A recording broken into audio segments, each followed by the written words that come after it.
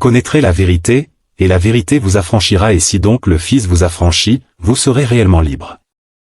Jean 8 versets 32, 36. Shalom à tous, salam alaikum, j'espère que vous allez bien et bienvenue une fois de plus dans notre moment de l'interreligieux. Et nous allons assister ensemble avec vous à un débat houlé entre Dr Boris Mbouta et Abdoul Madjidj. Et je vous laisse d'abord regarder le débat et nous allons y revenir. Messie, rédempteur. Donc sauveur, Messie, rédempteur sont des mots qui sont synonymes. Et aucun de ces trois mots ne peut être attribué à Mohammed. Je vous accorde une seconde chance. Vous n'avez pas pu trouver le mot, la qualité, la qualification dans le Coran, ni dans les hadiths de Mohammed en tant que sauveur. Vous n'avez pas aussi pu trouver en tant que Messie. Je vous laisse au moins trouver en tant que rédempteur. Les trois mots sont synonymes. Si vous trouvez un passage coranique qui dit que Mohammed est le rédempteur de l'humanité, à ce moment-là, c'est la fin du débat. On n'aura pas de débat. Mais si vous n'en trouvez pas, moi je vous ai déjà lu les passages bibliques qui attestent que c'est Yeshua qui sauvera l'humanité. Mohammed n'est pas qualifié pour être le sauveur de l'humanité. Né dans le péché, il a dit lui-même, tout celui qui vient dans le monde. Vous connaissez des passages, si vous voulez que je vous les lise, je vais vous les lire. Parce que je me rends compte que vous ne maîtrisez pas vos propres textes. Il a dit que tout homme qui naît dans le monde, lorsqu'il vient à la naissance, Satan le touche au niveau des côtes. Il les touche. Et quand Satan le touche, il devient impur. Il dit, mais seul Issa, fils de Marie, n'a pas été touché à sa naissance par la main de Satan. C'est ce qui fait qu'il soit né parfait. Conçu dans la perfection, né dans la perfection, vécu dans la perfection. Et vous croyez avec moi qu'il est vivant au ciel. Et le Coran dit qu'il n'y a pas d'égalité entre les vivants et les morts. Wow. Celui qui suit un mort ou les paroles des morts, c'est fini. Mais Yeshua est vivant au ciel. Wow. Et pour aller encore, descendre encore pour montrer toujours les qualités d'un sauveur, que devait avoir un sauveur.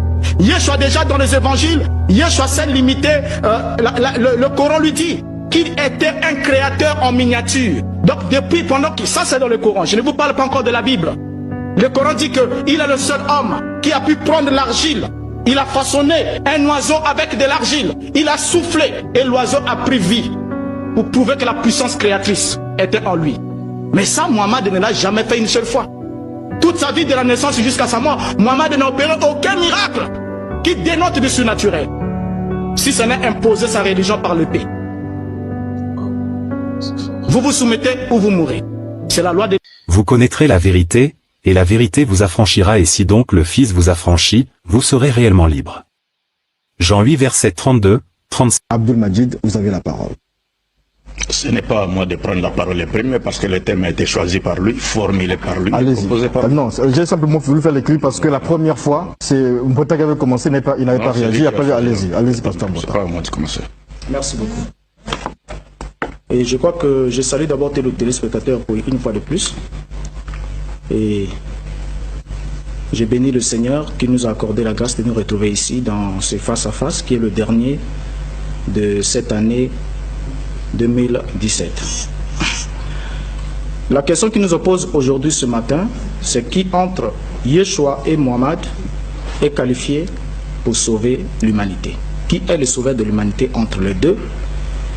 Si Yeshua, qui est venu sur la terre, n'était venu que pour les enfants d'Israël, alors la prédication chrétienne est caduque et obsolète au-delà des frontières géographiques d'Israël. Ça, c'est un élément de fait. Et de même, si Mohammed n'est venu que pour les Arabes, alors la prédication musulmane est vaine, caduque et obsolète au-delà des frontières de l'Arabie saoudite. Nous sommes ici pour analyser les écritures, tant bibliques qu'islamiques, afin de discriminer entre la vérité et le mensonge. Le Coran annonce-t-il que Mohammed est venu pour sauver l'humanité? Non. Il n'y a pas un seul passage du Coran qui attribue à Mohammed cette qualité de sauveur de l'humanité. Yeshua a été envoyé qu'aux brebis perdues de la maison d'Israël. C'est ce qu'il a dit de sa propre bouche. Je n'ai été envoyé qu'aux brebis perdues de la maison d'Israël. Mais il a encore ajouté, la lumière est venue chez les siens ne l'ont point reçu. Mais à tous ceux qui l'ont reçu, il leur a donné le pouvoir de devenir enfants d'Élohim, lesquels ne sont plus nés de la chair et du sang, mais lesquels sont nés maintenant de l'esprit. Alors, les Samaritains, à leur époque, ont reconnu en Yeshua HaMashiach le sauveur du monde. Jean chapitre 4, le verset 42. Pierre, qui est l'apôtre choisi par Yeshua HaMashiach, a annoncé Yeshua comme étant le sauveur. Actes chapitre 5, le verset 30 à 31. Paul, l'apôtre, reconnu aussi par le Coran, a emboîté le même pas dans Actes chapitre 13, le verset 23, en déclarant que Yeshua est le sauveur de l'humanité. Et Yeshua lui-même dit aussi dans Jean 12, verset 47, qu'il est le sauveur de l'humanité. Alors la première remarque est que nous faisons ce que nous remarquons que le Coran n'a jamais présenté Mohammed comme étant le sauveur du monde. Jamais. Et je crois que notre ami sera ici pour nous illustrer cela, nous pointer cela du doigt. La sourate qui va illustrer, qui va déclarer que Mohammed a été envoyé comme sauveur du monde. Alors, pour parler de la qualification entre les deux, qui est qualifié pour apporter le salut, nous devons d'abord nous stagner sur les personnes et la mission qu'ils ont reçue de la part de ceux qui les ont envoyés. Ici, je parle de Yeshua en qualité de messager de Yahweh El Elyon, et je ne crois pas qu'il est le messager de la part de Allah. C'est Mohammed qui est le messager de la part de Allah, la divinité de l'islam. Alors, Yeshua d'abord avant la naissance. S'il faut faire une comparaison, parce que nous devons comparer pour voir qui est qualifié entre les deux, pour apporter un message du salut. Avant qu'on puisse définir qu'est-ce qu'est le salut, nous allons y entrer dans le débat. Yeshua, avant même de naître, sa mère a été choisie. Donc la maman qui a mis Yeshua au monde était d'abord le choix divin. Sa maman est choisie et elle était l'excellente entre toutes les femmes. Et Yeshua est né d'une naissance surnaturelle, annoncée d'avance par un ange à la Vierge Marie, qui était sa mère. Mais Mohammed est né d'une naissance naturelle entre Abdallah et Amina. Yeshua n'est pas né d'un père humain, mais Dieu a insufflé son esprit en Marie. Ceci fait de Yeshua le Mashiach ou le Messie, selon le Coran, chapitre 4, le verset 171, le chapitre 21, le verset 91, le chapitre 66, verset 12. Donc le Coran reconnaît à Yeshua la qualité du Messie qui est une qualité unique au monde. Il n'y a jamais eu de Messie avant Yeshua, il n'y a jamais eu de Messie après Yeshua. Et le terme Messie par définition signifie sauveur de l'humanité et signifie rédempteur. Alors Yeshua HaMashiach n'est pas un homme ordinaire, il est l'esprit divin incarné dans un corps humain. Il est né par l'esprit au travers d'une vierge en opposition à Mohammed qui est né comme tous les hommes.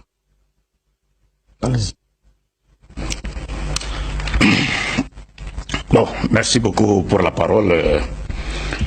Je pense que pour la dernière fois j'étais en train de dire que toutes les allégations mensongères de M. Mbota sur l'islam et les contradictions qui les caractérisent ne traduisaient que ses insuffisances en matière de connaissances bibliques, islamiques, historiques et même à culture générale.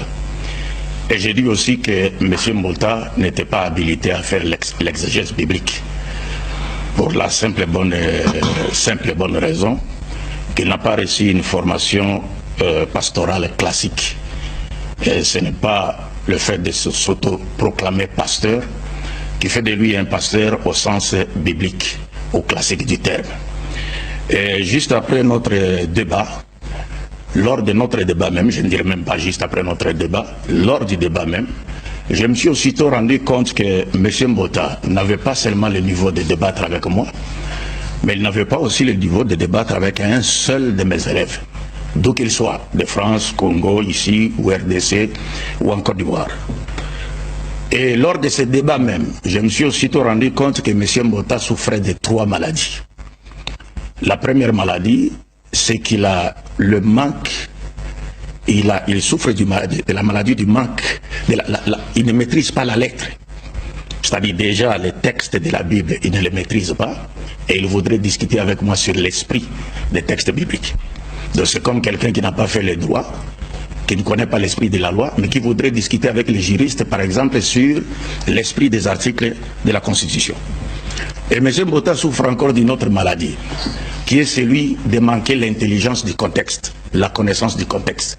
Ce qui le pousse parfois, les conséquences sont telles que lorsqu'il interprète un verset de la Bible, soit il le comprend hors de son contexte pour en faire un prétexte, ou alors il essaie de donner un autre sens qui est contraire à celui qui est visé par l'auteur.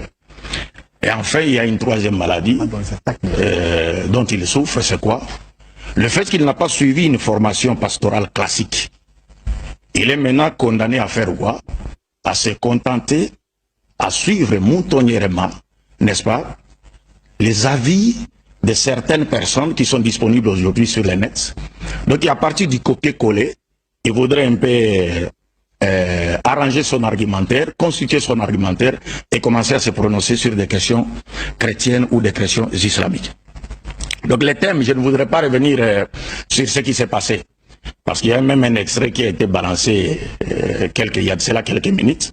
Je ne voudrais pas revenir sur cela, mais nous aurons quand même la vidéo, Inch'Allah, et nous avons essayé de faire un droit de réponse. Mais j'aimerais qu'on rentre dans le vif du sujet. Moi, je ne vais pas aller par 4 chemins. Déjà, j'ai dit à M. Mbota qu'il ne maîtrise pas la Bible. Vous voyez, il vient de dire ici, il n'y a jamais eu de Messie avant Jésus. Mais M. Mbota, tous les prophètes de Dieu sont des Messies. Dans le débat. Yeshua, avant même de naître, sa mère a été choisie. Donc la maman qui a mis Yeshua au monde était d'abord le choix divin. Sa maman est choisie et elle était l'excellente entre toutes les femmes. Et Yeshua est né d'une naissance surnaturelle, annoncée d'avance par un ange à la Vierge Marie, qui était sa mère. Mais Mohammed est né d'une naissance naturelle entre Abdallah et Amina. Yeshua n'est pas né d'un père humain, mais Dieu a insufflé son esprit en Marie. Ceci fait de Yeshua le Mashiach ou le Messie, selon le Coran, chapitre 4, le verset 171, le chapitre 21, le verset 91, le chapitre 66, verset 12. Donc le Coran reconnaît à Yeshua la qualité du Messie qui est une qualité unique au monde. Il n'y a jamais eu de Messie avant Yeshua, il n'y a jamais eu de Messie après Yeshua. Psaume chapitre 105, verset 15, Dieu dit, ne touchez pas à mes machiyim au pluriel. Machia, c'est un seul. Ne touchez pas à mes machiyim ou à mes nebiyim. Je vais demander à mon frère de trouver les textes en hébreu et vous allez nous lire les textes en hébreu pour que vous compreniez cela. Tous les prophètes de Dieu sont des messies. Tous les prophètes de Dieu ont été choisis par Dieu. Tous les prophètes de Dieu étaient à leur époque respective des sauveurs. C'est-à-dire, c'était des gens qui étaient les centres où la vérité, la volonté de Dieu devait être connue.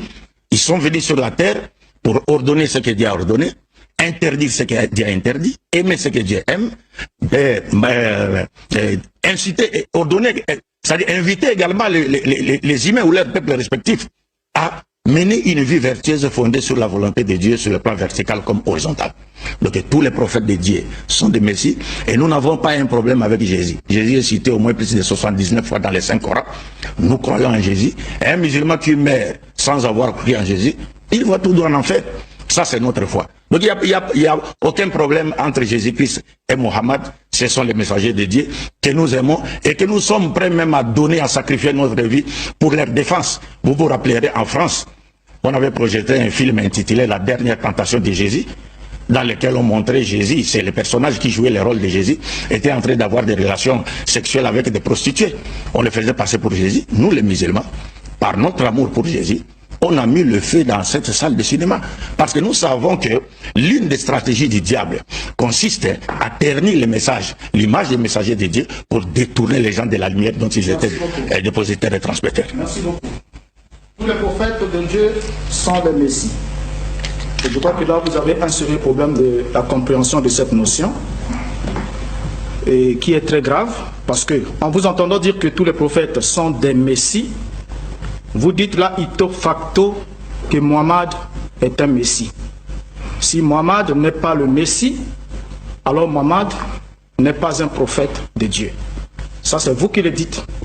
Vous allez ouvrir le Coran tout à l'heure, ou les hadiths, pour nous montrer un passage coranique qui attribue la qualité du Messie au prophète Mohammed. Et si vous nous montrez le Messie dans le Coran, que Mohammed est le Messie. Mohammed lui-même dit que Allah m'a envoyé comme étant son Messie. Ou bien le terme Messie précède le nom de Mohammed, ça sera la fin du débat.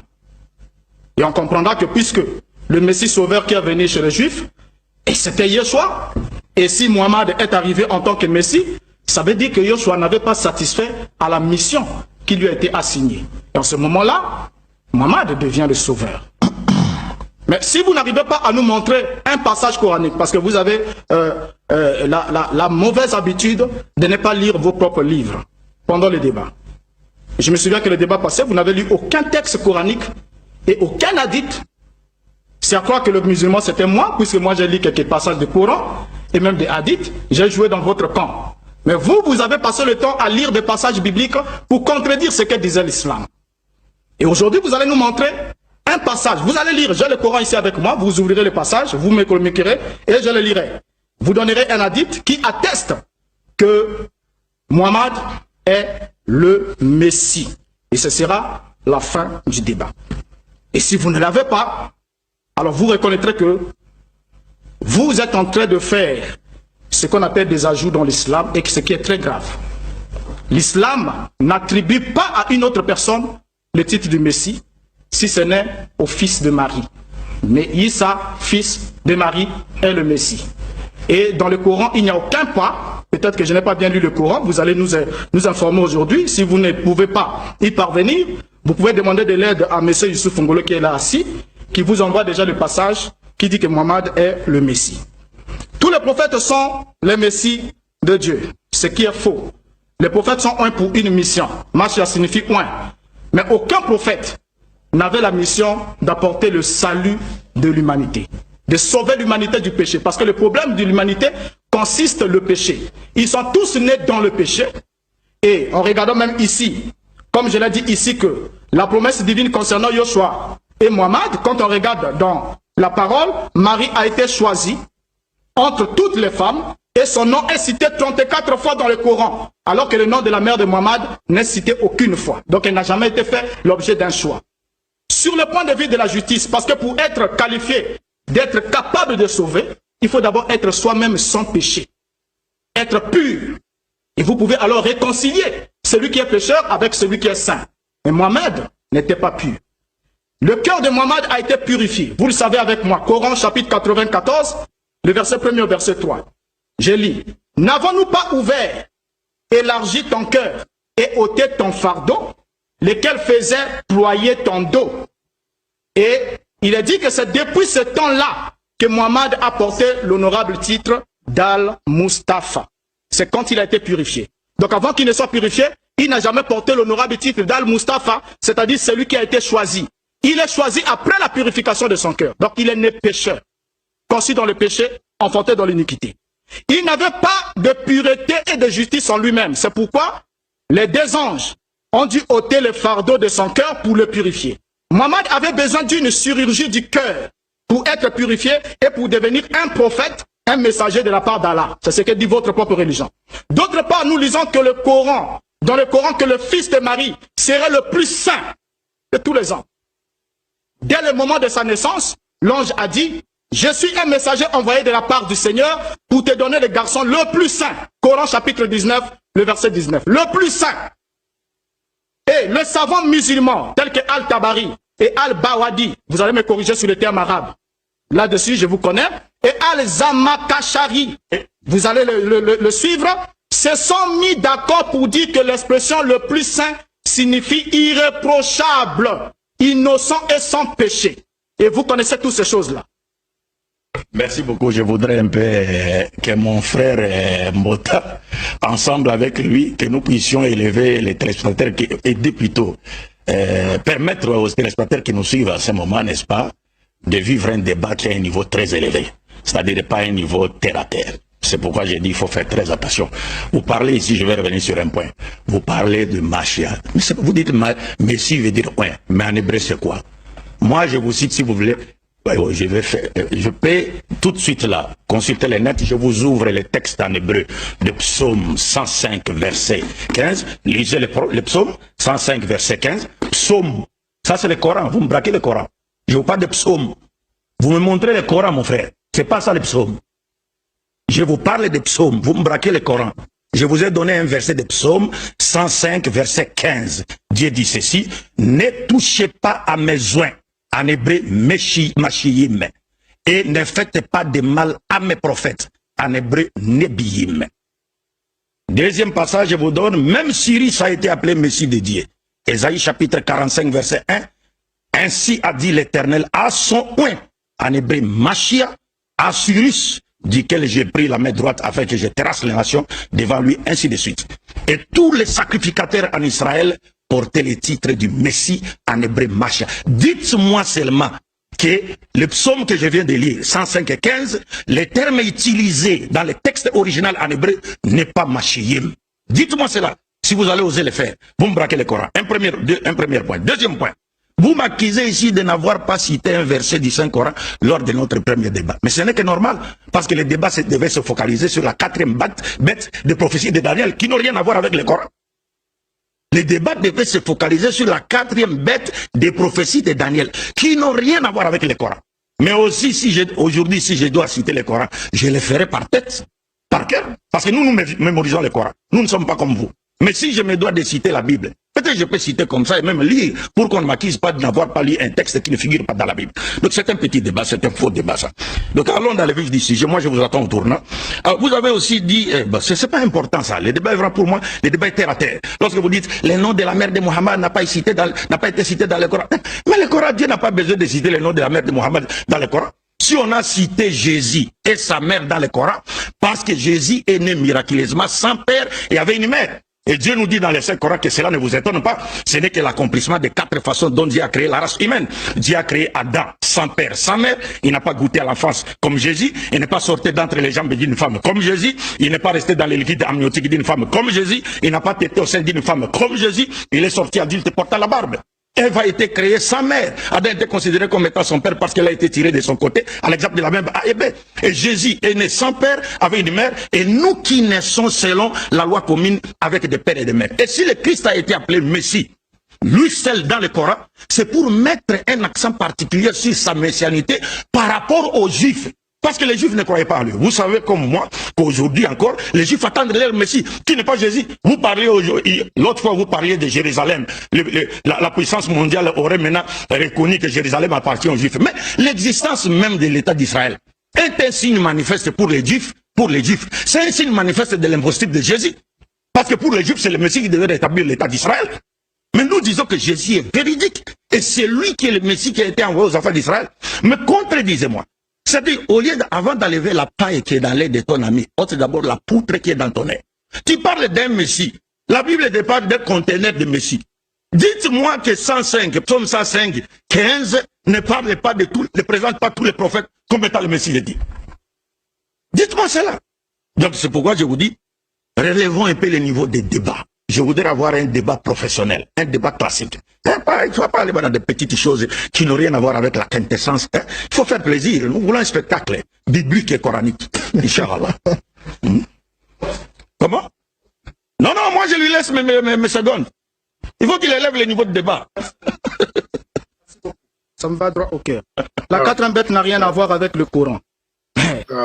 Monsieur Abdul Majid, qui est quand même défenseur de l'islam, va parler des choses que Mohammed, le prophète de l'islam, n'a pas reçu comme révélation. Mohammed n'a pas expliqué la prophétie de Daniel. Mais vous, par souci d'authentifier Mohammed et de vous faire un peu différent, et peut-être de succéder, peut-être de devenir plus tard un des califes, vous avez voulu inventer votre révélation. Ça, c'est une déclaration grave. Que vous débattez pour défendre que l'antichrist ne sera pas musulman. Mais vous disiez quand même que la 4e bête n'a rien à voir avec le Coran. Donc l'islam n'en a pas parlé. Et le fait que l'islam n'en a pas parlé, c'est à vous d'en parler. Et ça, c'est très grave, mon cher ami. Très grave. Je me disais que vous aviez sûrement la connaissance infuse sur l'islam, mais je me rends compte que vous n'avez pas répondu à ma question. Et c'est très, très regrettable. Très regrettable que vous n'ayez pas répondu à ma question. Je vous ai demandé, montrez-moi dans le Coran là où la qualité du Messie est attribuée à Mohammed. Pas de verset coranique. Au fait, un petit rire ironique ne fait du mal à personne. Voilà. C'est juste pour dire qu'on n'encaisse pas, mais alors qu'on sent réellement la douleur dans son fort intérieur. Et, chers amis musulmans, voici votre ami qui est là devant moi. Je lui ai dit, pourtant, c'est très simple. Rien qu'au premier rang, je l'ai dit, s'il me montre un passage coranique qui attribue la qualité du sauveur, qui dit que Mohammed a été envoyé comme sauveur de l'humanité. Parce que je lis dans le Coran et dans les hadiths, Mohammed n'a été envoyé que comme annonciateur et avertisseur. Annonciateur et avertisseur, ce sont des termes qui diffèrent du sauveur. Mohammed n'est pas le sauveur parce que le Coran, Allah n'a pas prévu la qualité d'un sauveur dans le Coran. Et si c'est le contraire, notre cher ami doit être habilité à nous montrer le passage coranique. Je le lui demande dans son propre livre, un passage coranique qui atteste que Mohammed est le sauveur de l'humanité ou qui lui attribue le titre du Messie. Donc à partir d'aujourd'hui, il faudra que M. Abdul Majid, quand il parle de Mohammed, il dise Messie Mohammed. Comme on dit Messie Issa, fils de Marie. Donc il faudra qu'il ajoute ça dans le Coran parce que ceux qui ont édité le Coran ont manqué à cette révélation-là et c'est M. Abdul Majid qui va ajouter une qualité que Mohammed n'a jamais eu de sa naissance jusqu'à sa mort, mais qui veut l'ajouter aujourd'hui pour chercher à légitimer sa position. Je l'ai dit, les prophètes sont de oin, les sacrificateurs sont de oin. Ils sont oin pour une fonction spéciale. Les rois sont de oin, mais tout oin n'est pas un sauveur. Vous avez manqué de citer les rois dans la Bible. Dans la Bible, chaque roi d'Israël était oin avant d'entrer en fonction. Les prophètes étaient oin. Mais cette fonction ne leur attribuait pas la qualité du sauveur de l'humanité, ni de sauver une personne de son péché. C'est-à-dire d'absoudre le péché, d'ôter le péché et de le rendre net et parfait devant son Créateur.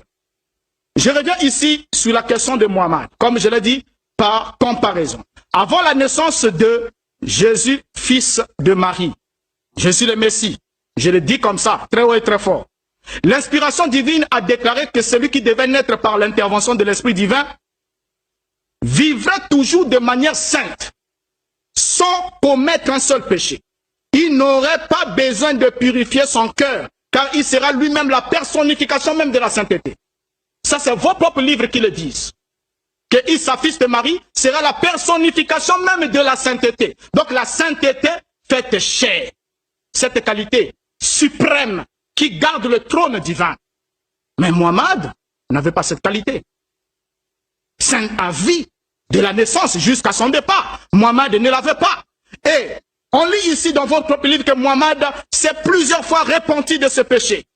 Le Coran, chapitre 40, verset 55. Jusqu'à là, je vous dis que vous n'avez pas lu le passage du Coran, j'attendrai le passage. Vous allez commencer à me montrer le passage du Coran qui dit que Mohammed est le Messie. Il a dit dans le Coran, chapitre 40, verset 55. Demande pardon pour ton péché et prie ton Seigneur le soir et au lever du jour. Encore, Coran 47, verset 19. Demande pardon pour ton péché et pour les croyants, hommes et femmes. Dieu connaît ta marche de longue en large, ainsi que les intérêts de ton cœur. Coran chapitre 48, verset 1 à 2. Nous t'avons accordé une victoire évidente pour pardonner tes péchés passés et futurs. Voilà. Mais ça n'a jamais été dit au sujet de Yeshua Hamashiach. Jamais été dit. Vous nous montrez un passage là où Yeshua s'est repenti d'un péché, là où un seul péché lui a été repenti, dans vos livres. Jusqu'alors, je ne lis pas encore mon livre parce que je joue dans votre camp. Lisez-moi le Coran. Oui, je ne sais pas si ce monsieur avait représenté le Congo-Brazzaville à l'émission Question pour un champion, il aurait fait la honte nationale de tous les Congolais de Brazzaville. Parce que jusque-là, il n'arrive toujours pas à comprendre les concepts définitionnels. On vous dit que lorsqu'on parle du Messie, c'est un faux débat, mon cher frère Mbota. Il fallait peut-être me dire, comme je vous ai donné un verset dans la Bible, qui présente tous les prophètes de Dieu comme des Messies. Il fallait me dire que c'est faux. C'est Jésus qui est le seul Messie. Parce que toi, tu n'es pas hébraïque, tu n'es pas juif. C'est un terme Messie, c'est quelqu'un qui a été choisi par Dieu pour une mission. Mission prophétique divine. En ce qui concerne les prophètes, laissez le roi d'abord les sacrificateurs. Si ce que je dis est vrai ou faux, dites-le haut et fort. Que non, la Bible n'appelle pas tous les prophètes des Messies. Parce que si vous n'avez pas encore compris les termes Messie dans votre propre Bible, comment allez-vous les comprendre dans le Coran? Et on vous a même montré pourquoi le Coran a utilisé les termes Messie pour parler de Jésus. C'est pour mettre un accent particulier sur la véracité de Jésus, attaquer le Messie qui a été envoyé aux enfants d'Israël. Parce que le Coran ne présente pas Jésus comme étant celui qui a été envoyé à l'humanité tout entière. Pas du tout. Et quand vous vous dites que Mohammed a été présenté comme étant annonciateur avertisseur. Mais voilà, je vous dis que ce n'est pas parce que, vous savez, vous avez l'habitude de prendre la liberté avec la Bible. S'il vous plaît, ne le faites pas avec le Coran. Parce que vous ne maîtrisez pas le Coran. Regardez ce que nous dit le Coran. Coran chapitre 4, verset 165. Je peux commencer à partir du verset 164. Dieu dit au prophète, il y a des messagers dont nous t'avons raconté l'histoire précédemment, et des messagers dont nous ne t'avons point raconté l'histoire. Et Allah a parlé à Moïse de vive voix. En tant que messager, nous avons envoyé des messagers comme annonciateurs et avertisseurs, afin qu'après la venue des messagers, il n'eût pour les gens point d'argument devant Allah le jour du jugement dernier. Dieu a envoyé tous les prophètes, y compris Jésus. Tous les prophètes de Dieu n'ont été envoyés comme étant des annonciateurs et avertisseurs. C'est-à-dire quoi? Annonciateurs de la bonne nouvelle du paradis pour ceux qui croiront en eux, croiront en Dieu à travers leur message, et avertisseurs, avertir les gens contre les châtiments de l'enfer pour ceux qui ne croiront pas. Tous les prophètes de Dieu ont été envoyés avec ces deux caractéristiques-là. Annonciateurs de la bonne nouvelle du paradis et avertisseurs contre les châtiments de l'enfer. Alors, une fois de plus, vous dites que quand je parlais de Daniel, j'étais clair pour vous dire que non. Le débat, notre premier débat devait se focaliser sur les prophéties de Daniel et non sur les versets du Coran. Si le débat engageait les versets du Coran ou des thèmes qui ont rapport avec le Coran, j'allais directement citer les versets du Coran. Mais nous, notre débat devait se focaliser sur l'identité de la quatrième bête. Et je vous ai posé une question ce jour-là. Vous n'avez pas répondu à cette question. Et c'est ce qui explique votre fuite lors du second débat. Vous dites, bon, on a changé, on n'a pas changé de thème. Nous sommes convenus après l'émission avec Diaz qu'on va continuer avec le même thème. Mais vous avez fui. Vous avez préféré fuir. Alors, et vous n'avez pas répondu à cette question. Pourtant, j'y suis revenu plus de 7 fois au cours de l'émission. Vous avez dit encore que Mohammed se repentait. Mais frère Mbota, c'est ce que vous ne comprenez pas. Pour nous, en islam, les prophètes ne commettent jamais de péché. Ça, c'est un premier. Si vous n'avez pas encore compris ces principes-là, alors vous allez dire au Coran ce que le Coran ne dit pas. Ah bon? Jésus lui-même a enseigné à ses apôtres une prière. Est-ce qu'il a enseigné à ses apôtres une prière que lui-même ne faisait pas? Le Notre Père qui est au ciel. Mais dans cette prière, nous trouvons, pardonne-nous nos offenses comme nous pardonnons à ceux qui nous ont offensés. Un musulman peut demander pardon à Dieu même s'il n'a pas péché. Parce que la demande du pardon en islam et pour tous les prophètes fait partie de l'adoration. Mais les prophètes ne commettent pas de péché. Pourquoi? Parce qu'ils ont été choisis par Dieu pour chasser les péchés de leur société. Ils ont été choisis par Dieu pour être un modèle parfait, un exemple parfait de pureté morale. Pourquoi voulez-vous encore que les prophètes eux-mêmes soient, c'est-à-dire transgressent les lois de Dieu qui sont venus appeler les gens à obéir? Mais comment est-ce qu'ils peuvent encore servir de modèle? Donc j'ai dit, c'est pas là les débats. Comme vous refusez de rentrer dans les débats, quand je vais prendre maintenant la parole après vous, je vais rentrer maintenant dans le vif du débat et frapper fort. Merci. Oh, laisse-moi un peu sourire.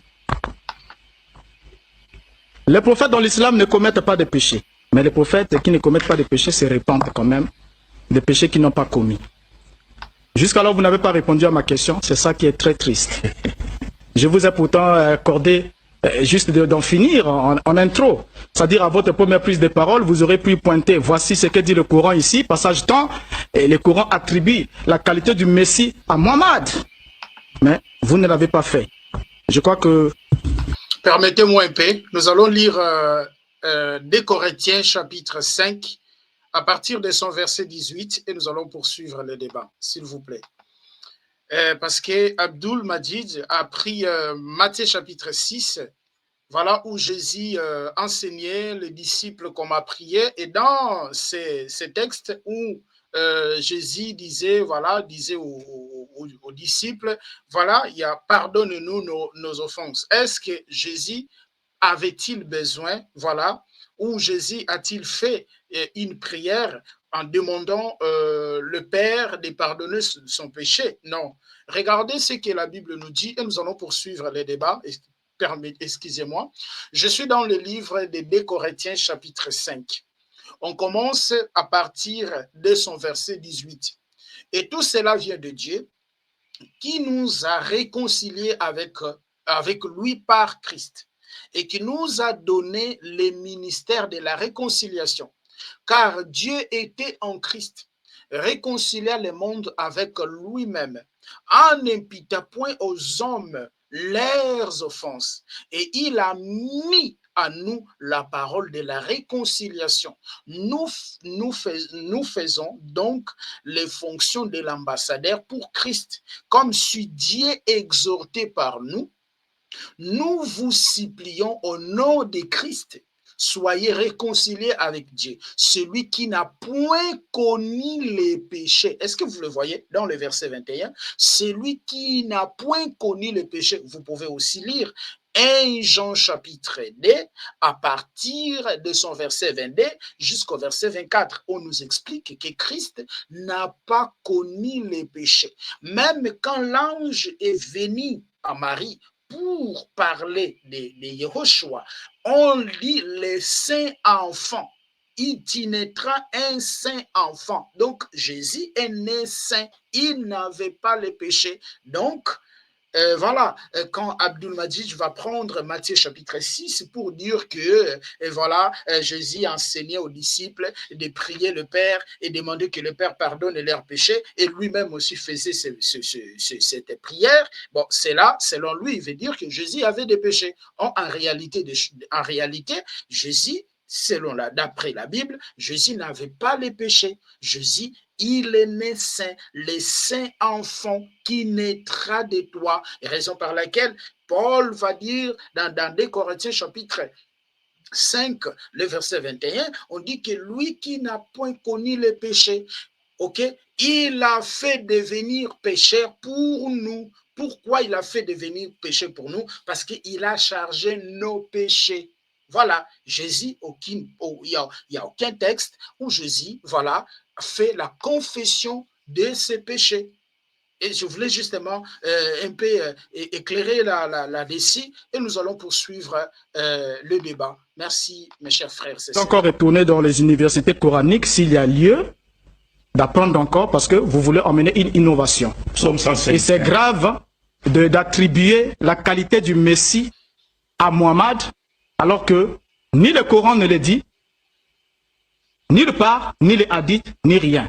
Donc vous êtes plus éclairé que Mohammed, et plus éclairé que les compagnons de Mohammed, plus éclairé que le premier imam du premier siècle qui avait bien compris l'islam pour nous apporter une nouvelle révélation. Bon, ça, je vous le dis sincèrement avec la Bible ici devant moi, je ne savais pas que Mohammed était un messie sans écriture. C'est une nouvelle révélation, une innovation de votre part. Et vous savez ce que cela coûte dans l'islam. Et c'est très grave d'ajouter des choses au Coran. Pourtant vous dites, j'ai pas peur pour vous la religion. La religion, le Coran est un livre parfait, qui n'est pas temporel. Donc on n'a rien à ajouter, même pas un seul mot. On n'a rien à retrancher. Et là, il n'y a pas un passage coranique qui dit que Mohammed est le sauveur de l'humanité, mais il n'est envoyé que comme annonciateur et avertisseur. Et j'aimerais que vous définissiez un peu ce mot, annonciateur et avertisseur. Annonciateur, qu'est-ce qu'il nous a dit? Personne qui prédit un événement, celui dont l'apparition indique une chose à venir. Mohammed était un annonciateur. Et qu'est-ce qu'il annonçait? Il annonçait la venue du Messie qui devait revenir pour sauver l'humanité de la main du Dajjal. Et avertisseur signifie qui avertit ou est destiné à avertir, à instruire, qui est apte à prévenir d'un danger, à mettre en garde contre quelqu'un ou quelque chose. Voilà ce que dit les dictionnaires, quel que soit celui que vous allez consulter. Voilà les titres, les qualités d'un annonciateur et un avertisseur. Et le sauveur, il nous a dit, c'est un titre en religion pour désigner Jésus-Christ, celui qui a sauvé les hommes, synonyme Messie, rédempteur. Donc sauveur, Messie, rédempteur sont des mots qui sont synonymes. Et aucun de ces trois mots ne peut être attribué à Mohammed. Je vous accorde une seconde chance. Vous n'avez pas pu trouver le mot, la qualité, la qualification dans le Coran, ni dans les hadiths de Mohammed en tant que sauveur. Vous n'avez pas aussi pu trouver en tant que Messie. Je vous laisse au moins trouver en tant que rédempteur. Les trois mots sont synonymes. Si vous trouvez un passage coranique qui dit que Mohammed est le rédempteur de l'humanité, à ce moment-là, c'est la fin du débat. On n'aura pas de débat. Mais si vous n'en trouvez pas, moi je vous ai déjà lu le passage biblique qui atteste que c'est Yeshua qui sauvera l'humanité. Mohammed n'est pas qualifié pour être le sauveur de l'humanité. né dans le péché. Il a dit lui-même, tout celui qui vient dans le monde. Vous connaissez de passage, si vous voulez que je vous le lise, je vais vous le lire. Parce que je me rends compte que vous ne maîtrisez pas vos propres textes. Il a dit que tout homme qui naît dans le monde, lorsqu'il vient à la naissance, Satan le touche au niveau des côtes. Il le touche.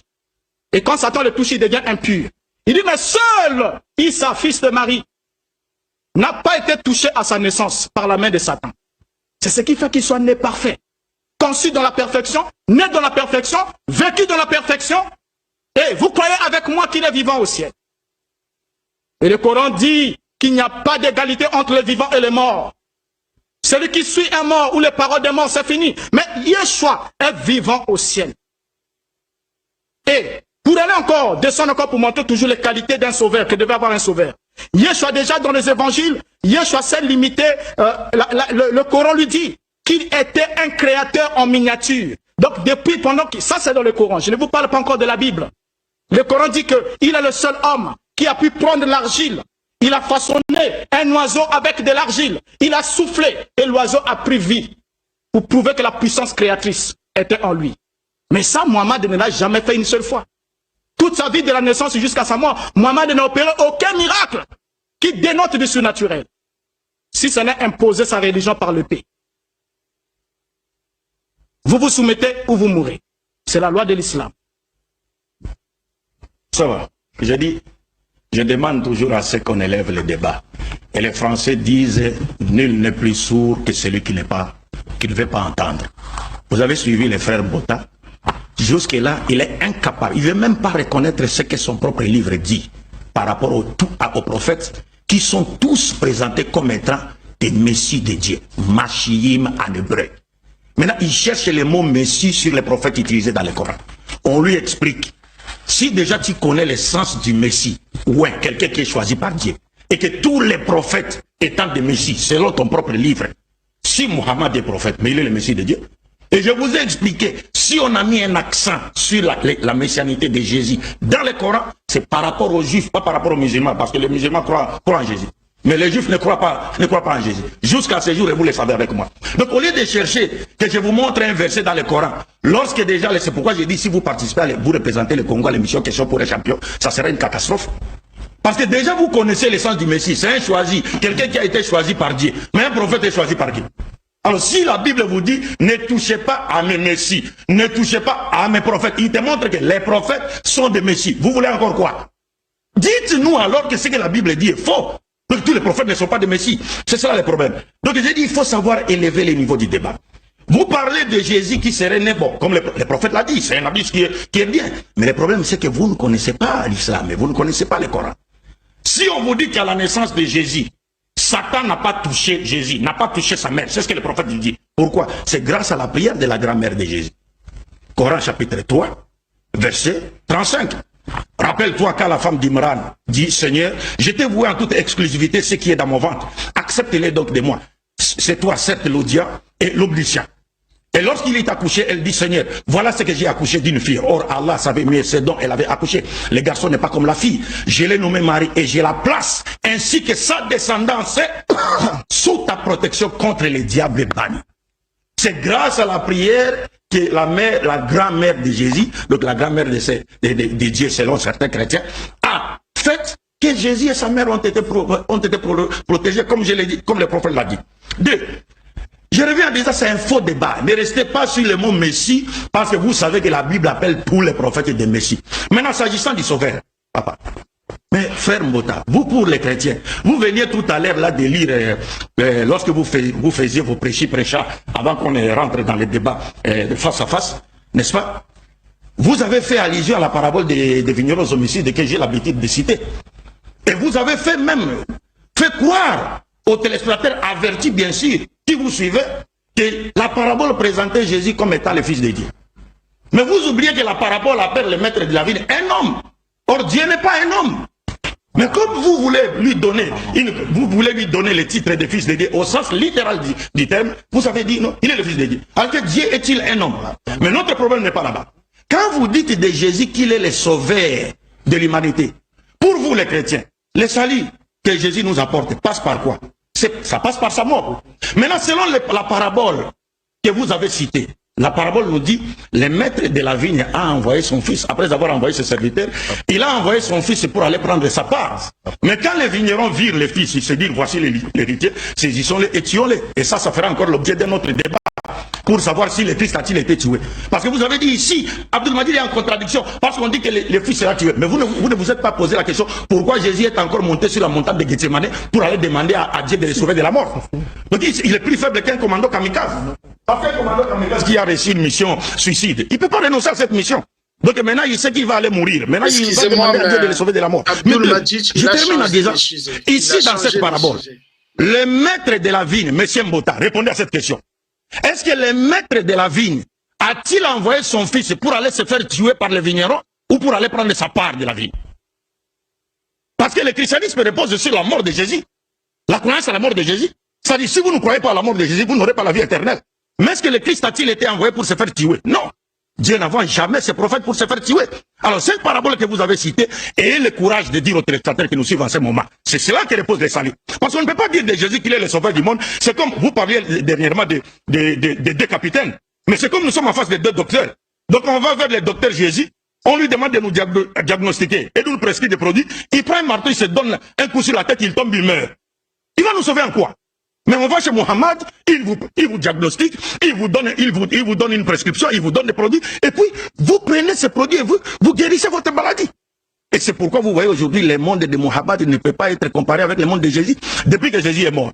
Mais le péché se multiplie plus d'un milliard de fois. Oh là là, c'est triste. En tout cas, je ne vous reconnais pas, mon cher ami. Je ne vous reconnais pas. Et répondez à la question. C'est très, très, très regrettable. C'est mon temps de parole, mon cher. C'est ça aussi la grandeur dans l'intelligence. Quand vous êtes assez intelligent, vous devez savoir vous comporter en public. Yeshua dit ici, comme je l'ai dit, la question ici n'est pas encore sur le salut passe par sa mort, sauvé par la mort, ou envoyer le Fils pour se faire tuer. Ça, c'est le mode d'acquisition du salut. Pour l'instant, nous sommes sur qui est le sauveur. Et si nous trouvons celui qui est qualifié pour sauver, c'est à ce moment-là que nous pourrons présenter, sans vous, bien sûr, parce qu'on n'aura pas un débat sur la manière de sauver. Dès l'instant où il est déjà établi ici, si votre conscience est assez honnête, que Mohammed n'a pas les compétences d'être le Messie, d'être le sauveur. Le Coran chapitre 3, le verset 49. Je continue à lire votre livre. Vous avez lu des passages du Coran, moi je suis déjà à 5, 6, 7, 8. Je suis venu vers vous avec un signe de la part du Seigneur. Je créerai pour vous avec la ressemblance d'un oiseau. Je soufflerai alors en lui et il deviendra un oiseau vivant avec la permission de Dieu. Je guérirai aussi l'aveugle, le lépreux. Je ramènerai la mort à la vie. Les morts à la vie avec la permission de Dieu. Coran chapitre 3, le verset 49, parole de Issa ibn Mariam. Mais, Mohammed, il n'y a rien de tout ça. Ramener, transmettre la vie, ressusciter les morts. Ça, Mohammed n'a opéré aucun miracle, aucune évidence surnaturelle. Et dans ce verset, nous trouvons la phrase « Je créerai pour vous » qui indique que Yeshua le Messie est le créateur capable. Le créateur. Regardez bien ce que dit le Coran. « Je créerai pour vous un oiseau. Je soufflerai. » Comme Elohim avait créé au commencement Adam.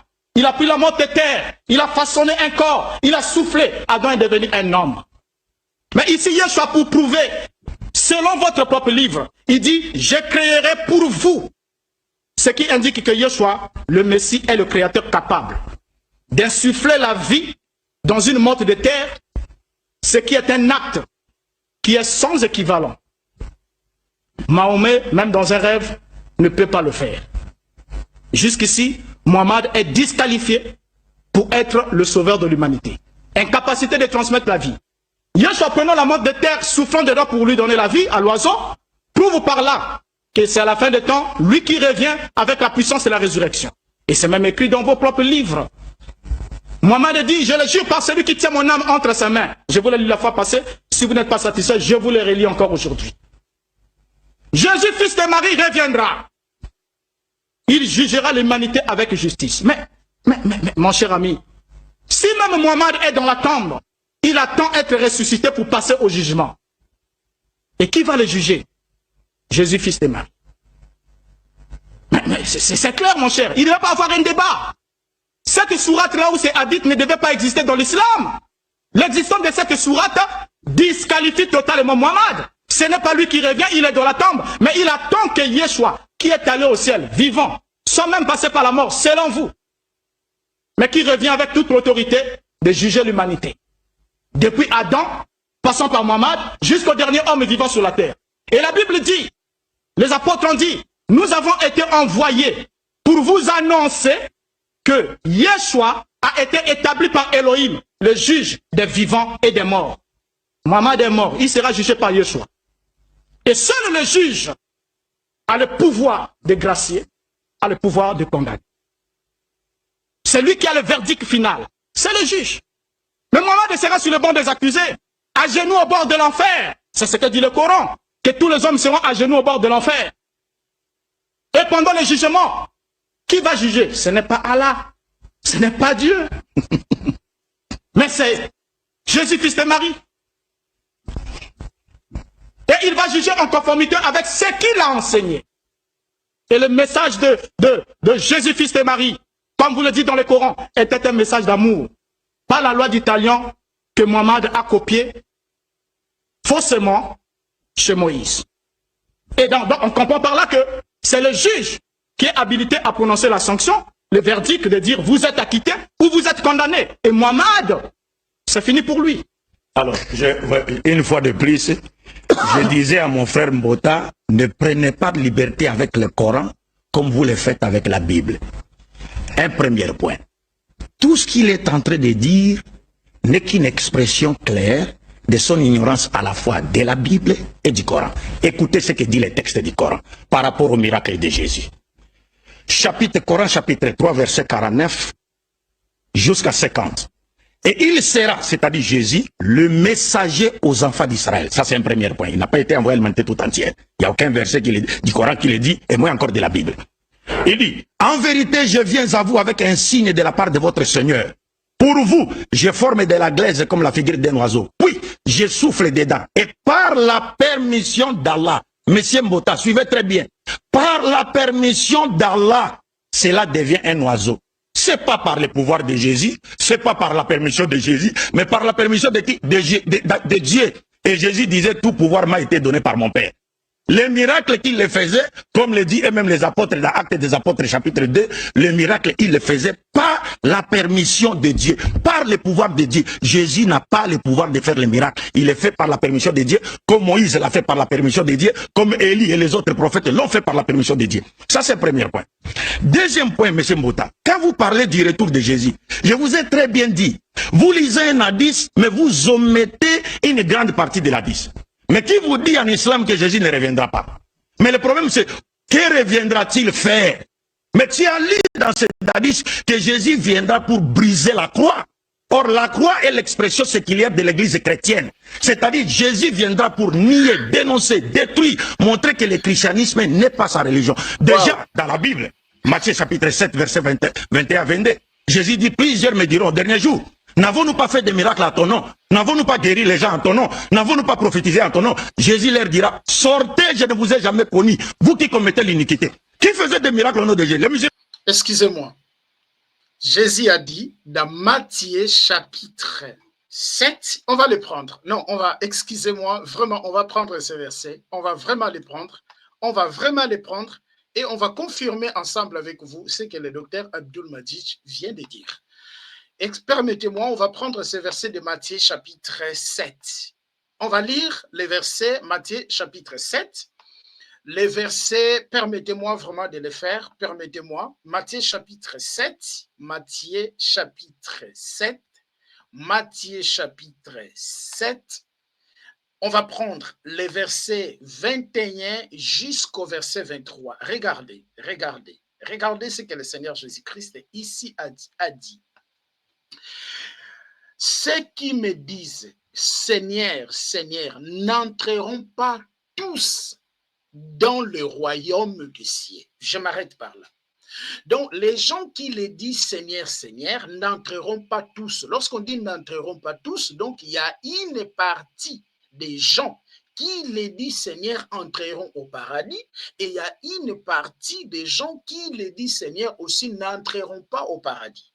Parce qu'il n'a pas dit que tous ceux qui me disent Seigneur, Seigneur n'entreront pas dans le royaume. Non, mais il a dit tous ceux qui me disent Seigneur, Seigneur n'entreront pas tous. Donc, lorsqu'on dit n'entreront pas tous, il y a une partie qui entreront et il y a une autre partie qui n'entreront pas. OK? Mais c'est lui-là, celle qui fait la volonté de mon Père, qui est dans le ciel. Donc, si tu fais la volonté du Père qui est dans le ciel, c'est toi qui entreras. Mais ceux qui n'a fait pas sa volonté, il ne rentrera pas. Alors ici, excusez-moi, le docteur Abdul Majid a menti. Pourquoi? Ils prennent toujours ces versets pour dire que les gens qui croient en Jésus ne sont pas sauvés. Ils n'entreront pas au paradis parce que Jésus lui-même aurait dit cela. Non, Jésus n'a pas dit ça. Il ne faut pas falsifier la Bible. Le verset 22, plusieurs me diront en ces jours-là, Seigneur, Seigneur, n'avons-nous pas prophétisé par ton nom? N'avons-nous pas chassé des démons par ton nom? Et n'avons-nous pas fait beaucoup de miracles par ton nom? Alors, je leur dirai ouvertement, je ne vous ai jamais connu. Retirez-vous de moi, vous qui commettez l'iniquité. Donc ces gens-là, Jésus va leur nier, non parce qu'ils ont cru en lui étant le Seigneur, mais Jésus, par contre, Jésus va leur nier parce que ces gens-là, ils étaient les ouvriers de l'iniquité. Parce qu'ils étaient les ouvriers de l'iniquité, non parce qu'ils avaient cru en lui. Est-ce que je me fais comprendre? C'est pour cela que j'ai encore arrêté un peu le débat, je m'y pose au débat, pour que nous lisions ensemble avec vous ces versets. Mais pourquoi maintenant les gens viendront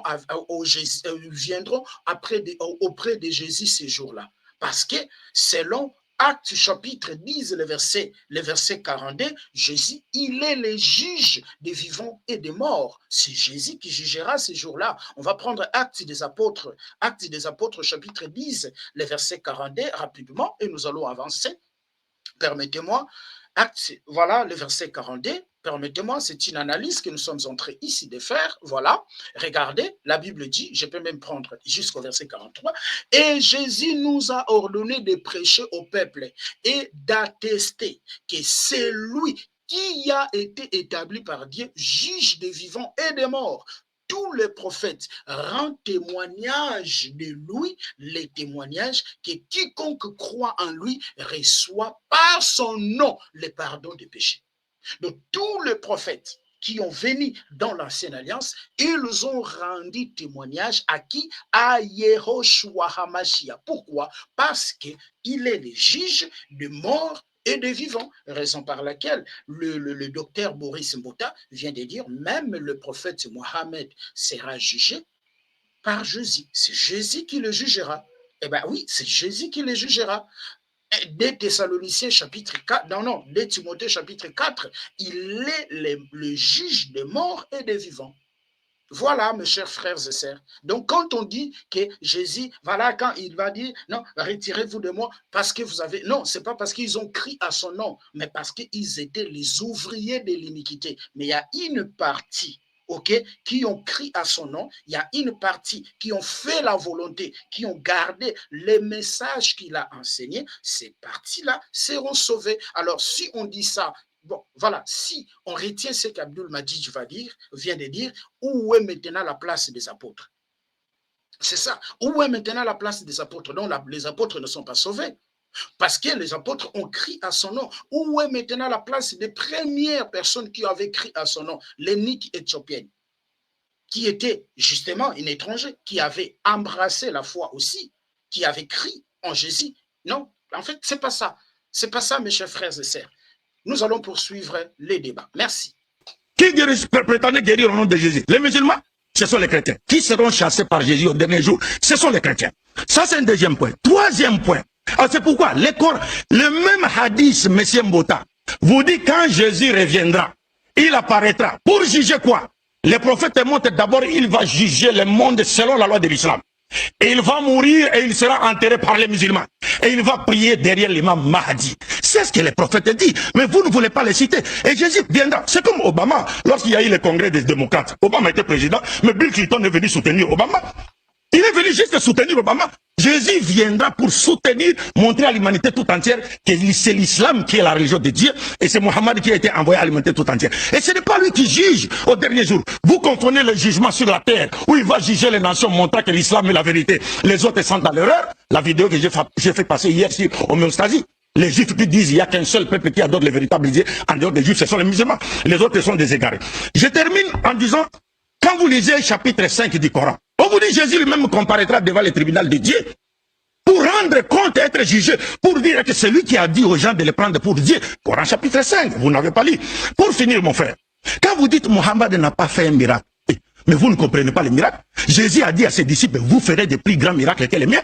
Mais Mohammed a fait le plus grand miracle que Jésus n'a pas fait. Aucun prophète de la Bible ne l'a pas fait. Parce que le plus grand miracle, c'est la transformation d'une société. Faire de sorte qu'une société qui vivait dans l'idolâtrie, le polythéisme, dans la dépravation totale des mœurs, cette société puisse sortir de l'idolâtrie, du polythéisme et de la dépravation totale des mœurs vers la connaissance du Dieu unique et vers les vraies valeurs spirituelles et morales que Dieu attend de nous sur le plan vertical et horizontal. Est-ce que le Christ l'a-t-il fait? Non. Mohammed a transformé sa société dès son vivant. Aucun prophète de la Bible, y compris Jésus, ne l'a fait dans la Bible. Si c'est Mohammed. Voilà le plus grand miracle. C'est pas le petit miracle de ressusciter, guérir. Où sont les gens que Jésus a ressuscités aujourd'hui? Où sont-ils? Mais voilà, le pays de Mohammed est là, régi par les enseignements de Mohammed. Montrez-moi un seul pays qui est régi aujourd'hui par les enseignements de Jésus. Mais il n'y a aucun pays, c'est ça. Qu'est-ce que vous comprenez par grand miracle? Ce sont des petits miracles. Que certains prétendent faire dans les églises en faisant tomber les gens, ils pensent que ça c'est un miracle. Non, voyez comment nos sociétés vivent dans la dépravation totale de mœurs. Mais si les gens avaient accepté l'islam aujourd'hui, Congo aujourd'hui se serait transformé moralement. Où est le pays qui a été transformé par le christianisme depuis plus de 20 siècles? Où est-il? Un seul pays. Montrez-moi un seul pays. C'est ça le plus grand miracle, M. Bota. Donc revenons au débat. Ne faisons pas du coq à l'âne. Je vous ai donné un verset et je vous ai posé une question. Est-ce que Dieu, le maître de la vigne, a-t-il envoyé son fils pour aller se faire tuer par les vignerons ou pour aller prendre sa part? Merci beaucoup. C'est en réalité, selon ce que le chrono me dit, la fin du débat. Donc on va donner à chacun l'occasion de conclure. Nous allons donc donner, chrono, permettez-moi 2 minutes pour chaque débatteur. 2 minutes, pas plus. Maurice Mbota et ensuite Abdul Majid. Merci. Le juge sera révélateur des secrets de cœur. Je complète ça pour vous, pour votre ignorance. Coran chapitre 6, le verset 50. Mohammed dit, je ne vous dis pas que je possède le trésor de Dieu. Je ne connais pas l'invisible. Mais avec Yeshua le Messie, c'est différent. Mohammed a attiré l'attention sur Yeshua le Messie et il a dit qu'il est le seul à connaître les secrets des hommes et à voir l'invisible. Ses capacités sont réservées pour Dieu seul, et vous le savez. Mais Mohammed cite la parole du Mashiach dans le Coran en disant, je vous dirai la nourriture que vous mangez et la quantité de richesses que vous accumulez dans vos maisons. Ceci est sûrement un signe pour vous si vous me croyez. Ici, Mohammed décrit la capacité de l'omniscience, ce qui est en effet une qualité essentielle que Yeshua, par cette qualité-là, que Yeshua jugera le monde. Et il sera le juste juge. Alors, ici, pour terminer, vous avez dit que c'est le Coran, Mohammed, qui a été envoyé pour l'humanité. D'abord, vous comprenez mal la notion humanité. Je vais vous lire la définition de l'humanité. Humanité, nature ou condition humaine. Deuxièmement, genre humain, les hommes en général. Troisièmement, une partie seulement du genre humain. Et je vous lis ici une sourate. Je souhaiterais qu'on revienne encore là-dessus, parce que je vois que vous n'avez pas pu survoler comme il se doit. Je vous lis encore une sourate qui montre que le message de l'islam n'a été circoncis que géographiquement autour de la Mecque et l'Arabie Saoudite. Il est bien dit, si nous n'avons envoyé des messagers qu'avec la langue de son peuple, afin de les éclairer, et c'est Dieu qui égare, qui il veut et guide qui il veut, c'est à lui le puissant et le sage. Et il y a plein ici de sourates qui disent que le Coran a été envoyé en arabe aux Arabes et à ceux qui sont aux alentours de la Mecque. Ça, je pourrais vous les balancer dans les réseaux sociaux si vous le voulez. Alors, pour Yeshua HaMashiach, il n'a pas été accepté par les Juifs. Et voilà pourquoi ceux qui l'ont reçu chez les nations ont le pouvoir de devenir enfants de Dieu. Mohammed a été accepté par les Arabes, c'en est fini pour lui. Merci beaucoup. C'est ça le problème des frères Mbota. C'est-à-dire, ils touchent à des versets coraniques qu'ils ne maîtrisent pas.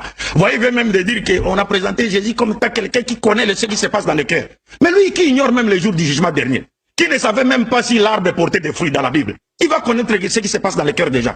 Je vous donne un verset du Coran, Coran chapitre 34, verset 28. Écoutez ce que Dieu dit. Et nous ne t'avons envoyé qu'en tant qu'annonciateur et avertisseur pour toute l'humanité. Mais la plupart des gens ne savent pas, comme vous, M. Mbota. Ça, c'est le premier point. Deuxième point, vous dites que le Christ a été envoyé à l'humanité tout entière. Mais c'est fou, archi faux. Le Christ a été envoyé qu'aux brebis perdues de la maison d'Israël et que les païens n'ont été acceptés que par la grâce. Comme Paul l'avait dit, vous êtes les branches de l'olivier sauvage, coupées et greffées à l'olivier franc, contrairement à nature, les alliances et les promesses ne vous concernent pas. Ceux qui ont été acceptés par la grâce, Dieu n'a pas fait alliance avec eux. Deux, je vais finir avec ça, le troisième point, M. Mbotare. Écoutez ce que vous avez dit dernièrement. Écoutez. Dit ici que l'islam est la pierre qui frappe le pied de la statue de Nebuchadnezzar et qui se tend alors dans le royaume entier. C'est un mensonge, parce que cette pierre représente Christ dans sa seconde venue. Et vous le savez très bien, avec moi, le Coran aussi est d'accord que les musulmans... Vous comprenez? Est-ce que cette pierre représente le Christ? La Bible nous dit, je vous cite la Bible ici, Daniel chapitre 2, verset 44 à 45. Dans les temps de ces rois, le Dieu des cieux suscitera un royaume qui ne sera jamais détruit et qui ne passera point sous la domination de notre peuple. Il brisera et anéantira tous ces royaumes-là et lui-même subsistera éternellement. C'est ce qu'indique la pierre que tu as vue. s'est détaché de la montagne sans le secours d'aucune main et qui a frappé, brisé les reins, l'argile, ainsi de suite. La pierre n'indique pas le Christ. La pierre est le symbolisme du royaume de Dieu que Dieu créera sur la terre et qui est l'islam. Alors si selon l'interprétation de Daniel, la pierre symbolise le royaume de Dieu. Mais selon votre interprétation, la pierre symbolise Christ. Alors que l'interprétation de Daniel lui a été donnée par le grand Dieu. Votre interprétation vous a été donnée par qui? Par le grand Satan. Merci beaucoup. On va se saluer ici. C'est la fin du débat. Où sont les trophées? Alléluia. Allahu Akbar. Alléluia. Allahu Akbar. Lorsque nous lisons la Bible, on voit clairement que Jésus, il est le sauveur de l'humanité. Jésus-Christ, il est le sauveur de l'humanité. Mais j'aimerais partir ensemble avec vous sur Psaume chapitre 105, le verset 15, parce que là où le docteur Abdul Majid, voilà, c'est beaucoup bâti pour démontrer que tous les prophètes, ce sont des machihim, en fait. On va prendre ça. Psaume chapitre 105, Psaume chapitre 105, on va prendre ça, Psaume chapitre 105, et on va aller dans le, comment dirais-je, on va prendre le code Strong, je suis dans Psaume, très bien, je suis dans Psaume chapitre 105, on va prendre le verset 15. Regardez ce qui est écrit dans le verset 15. Dans le verset 15, il est écrit ceci. Dans le verset 15, il est écrit ceci, voilà. Ne touchez pas à mes oins et ne faites pas mal à mes prophètes. C'est ça que le docteur Abdul Majid, ok, a démontré. Maintenant, on va prendre les termes hébraïques. Moi, j'aime ça. On va prendre les termes hébraïques oin. Oin, c'est Mashiach, ok, Mashiach. Donc, il a raison de dire que tous les prophètes, ce sont de oin. Oin, le terme qu'on a utilisé pour oin, c'est Mashiach.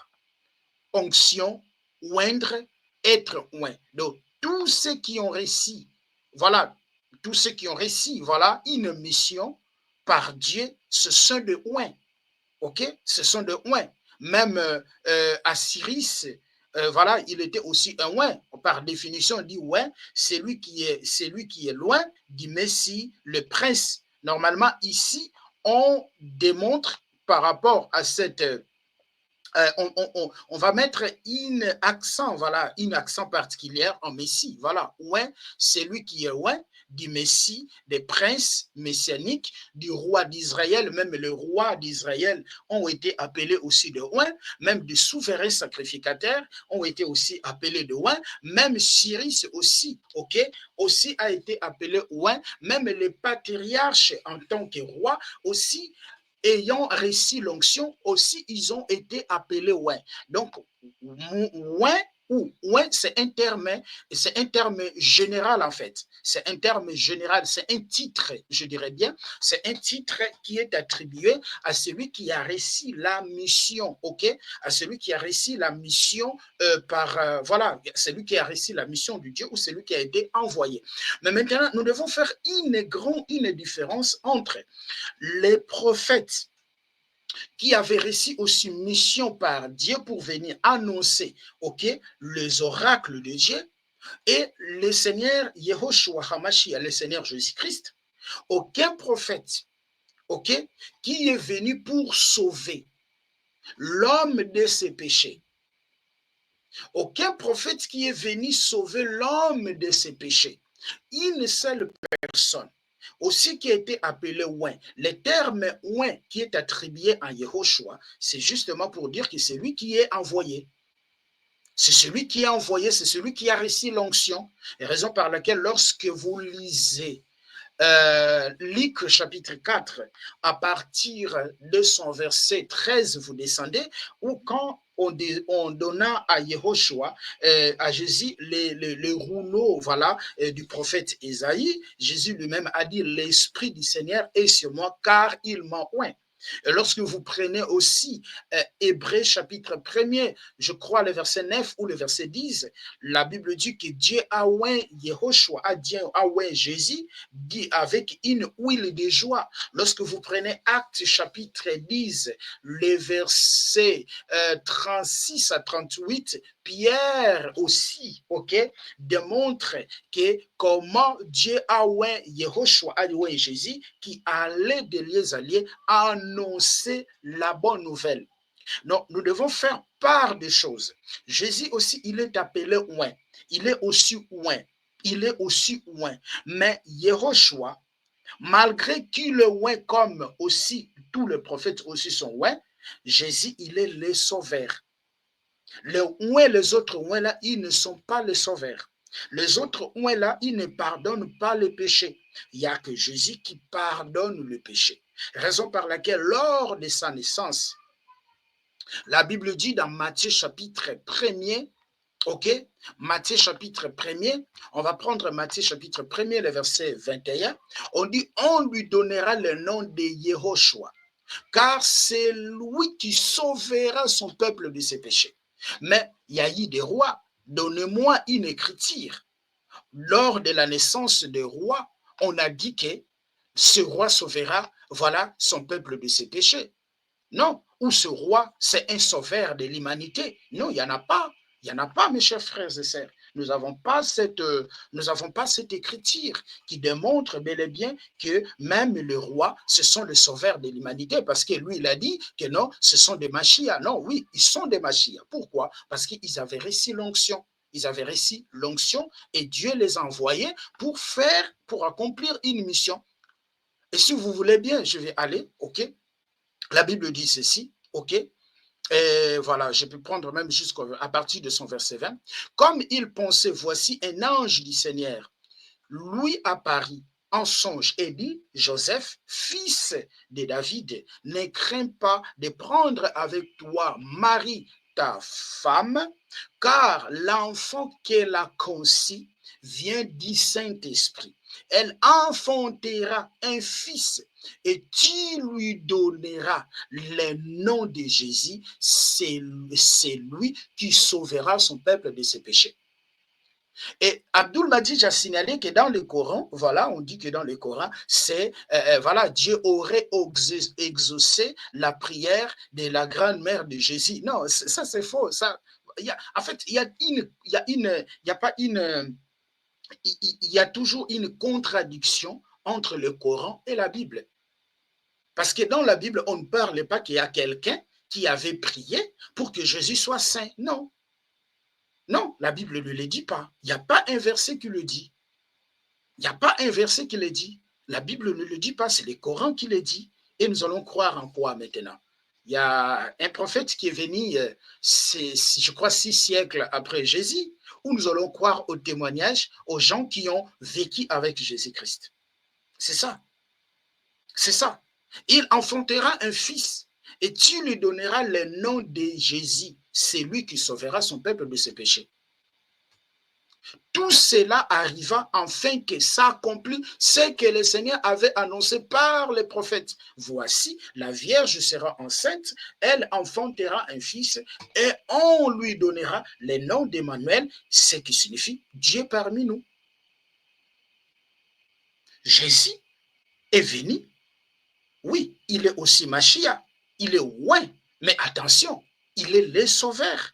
Il est celui qui sauve. On va prendre quelques portions des Écritures et nous allons terminer. Lorsque, par exemple, vous prenez, lorsqu'on prend, par exemple,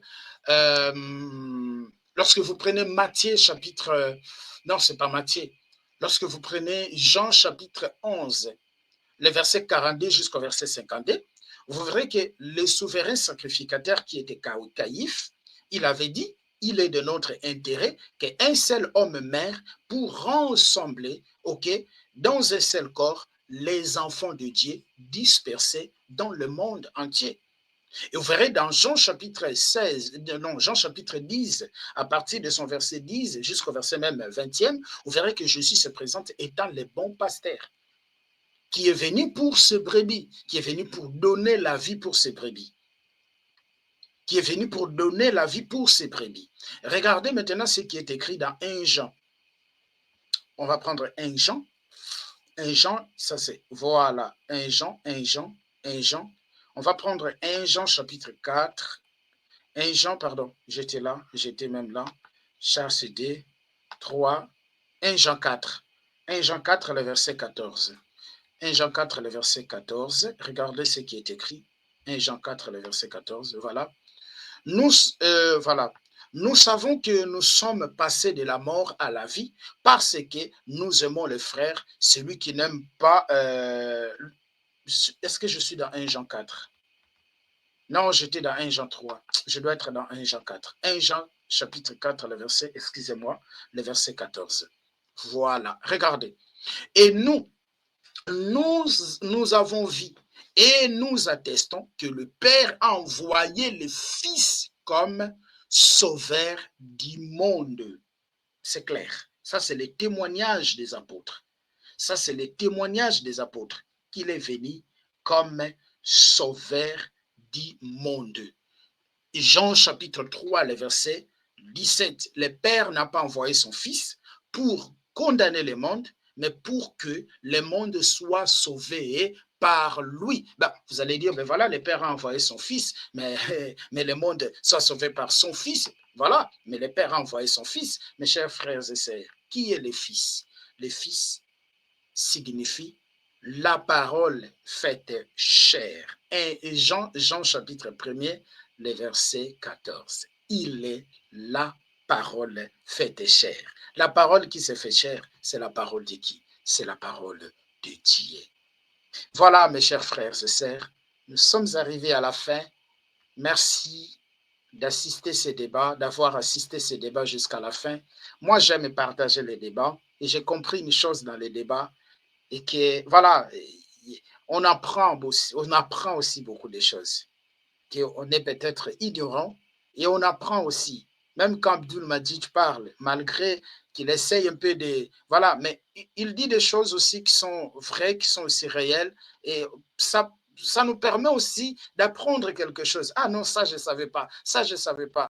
C'est pour cela que j'aime partager aussi les débats. J'aime partager les débats. Je mets les débats sur ma chaîne YouTube, les débats des gens qui ont fait, voilà, on fait des analyses, j'aime faire des analyses, afin que, voilà, vous et moi aussi, nous bénéficions de quelque chose parce qu'on connaît en partie et on prophétise en partie. Et alors, il faut aussi écouter les autres et comprendre comment est-ce que les autres pensent et vérifier cela à la lumière des Écritures. Merci beaucoup, que le Seigneur Jésus-Christ, Yehoshua HaMashiach, le Maître, les créateurs de l'univers vous bénissent. Et notre rendez-vous est pris dans notre prochain numéro. Et soyez tous bénis. Merci, au revoir. Likez la vidéo si elle vous plaît, et si vous êtes nouveau sur la chaîne, n'oubliez pas de vous abonner et d'activer la cloche de notification afin de ne rater aucune de nos vidéos.